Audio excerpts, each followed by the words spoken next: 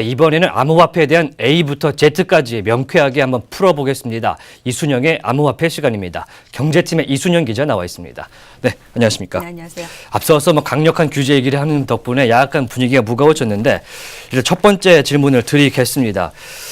처음에는 어제는 소액으로도 할 수 있다 이런 점을 알아봤었는데 오늘은 설문조사부터 시작을 하신다고요? 네, 본론에 앞서서 설문조사 얘기를 좀 먼저 드리면요. 어제 그 한 설문조사 업체가 20대 이상 3천여 명을 대상으로 대표적인 암호화폐 비트코인에 대한 그 인식과 전망을 조사했었는데 그 조사 결과 비트코인에 대한 이름은 들어봤지만 그 실체에 대해서 제대로 알고 있는 사람은 10명 중에 1명 정도에 그치는 것으로 나타났습니다. 굉장히 적군요. 근데 요즘에 너도 나도 암호화폐 투자 열풍인데 이 기본적인 개념조차 모르고 묻지마식 투자를 하시는 분들이 꽤 있어서 오늘은 암호화폐 투자자라면 꼭 알아야 될 용어들을 좀 정리해 드릴까 합니다. 묻지마가 아니고 거의 궁금해하지도 않으면서 투자하시는 분들도 많은 것 같습니다. 네.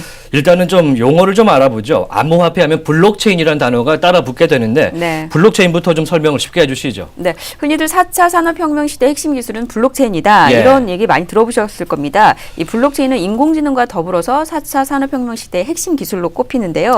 이 블록체인은 금융거래 같은 정보를 중앙 서버에 기록하고 보관하는 중앙 집중형 네트워크 방식과는 달리 개인 간, 그러니까 P2P의 그 분산 네트워크형 기반의 거래 정보를 분산 보관하고 또 거래 참가자 모두가 해당 정보를 공유하는 분산형 디지털 장부를 말합니다. 굉장히 어렵죠? 어렵습니다. 조금 쉽게 설명을 드리면 그 금융 거래를 할 때 투자자가 은행이나 보험사, 증권사 같은 곳을 거치지 않고 직접 대출자를 연결해서 직거래를 드는 금융 직거래 플랫폼이다. 중앙 서버가 없고 개인 간의 거래가 되는 그런 플랫폼이군요. 네, 그렇습니다.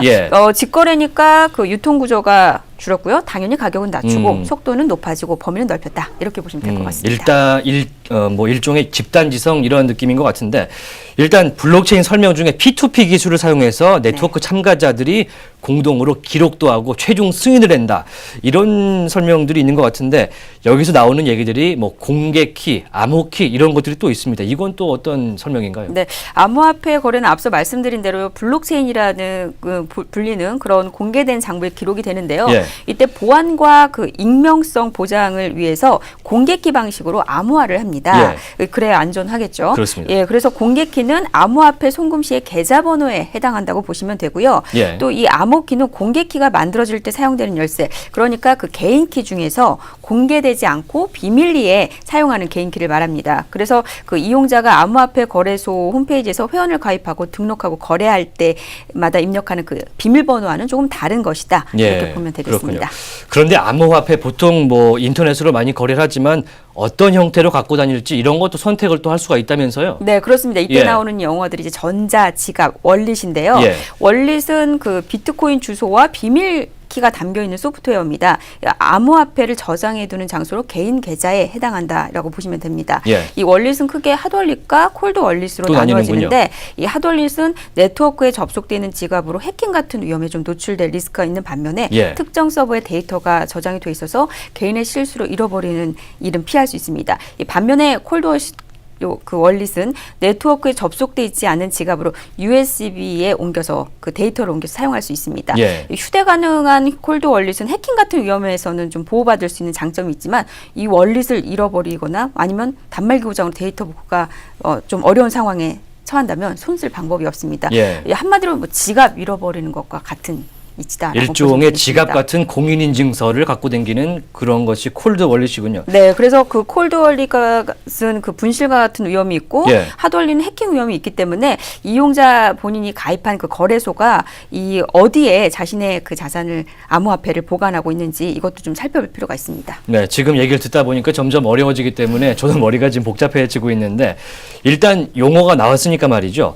EEA라는 대문자 세 글자로 된 게 있는데 최근에 삼성 SDA가 이 EEA에 가입하면서 굉장히 뉴스가 나오고 있습니다. 어떻습니까? EEA는 엔터프라이즈 이더리움 얼라이언스 약자, 그러니까 비트코인과 함께 암호화폐 양대 산맥격인 그 이더리움의 블록체인 기술을 특정 산업에 접목할 수 있도록 하는 방안을 모색하거나 협력 제휴하는 것을 목적으로 하는 그런 연합체를 말합니다. 하지만 이 EEA에 가입이 돼 있다고 해서 이더리움의 지분을 갖거나 투자하는 것은 아니고요. 이더리움 플랫폼에 관한 연구와 블록체인 관련 여러 가지 소프트웨어들을 개발하는 준비 단계라고 보시면 보시면 됩니다. 쉽게 말해서 일종의 이더리움 후원사들의 모임이다. 이렇게 이해하시면 됩니다. 예.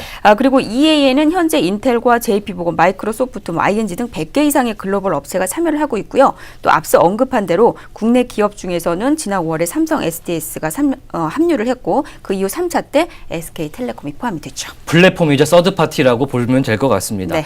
그럼 최근에 암호화폐 규제와 관련해서 앞서도 뭐 얘기를 했지만 ICO라는 단어가 좀 많이 등장을 하는데 네. 이것도 어떤 내용입니까? 네. ICO는 암호화폐 공개를 뜻하는 말입니다. 예. 코인을 발행해서 상장 전에 자금 조달을 하는 것이다. 이렇게 보면 되는데요. 예. 그러니까 그 회사가 외부 투자자에게 주식을 공개하고 자본금을 조달하는 그 IPO 기업 공개와는 좀 유사하지만 기업 대신에 암호화폐가 공개 주체가 된다는 점이 좀 다른 것이죠. 예, 알겠습니다. 여기까지 듣도록 하겠습니다. 지금까지 암호화폐 생소한 용어들 쉽게 정리해 줬습니다. 이순영 기자였습니다.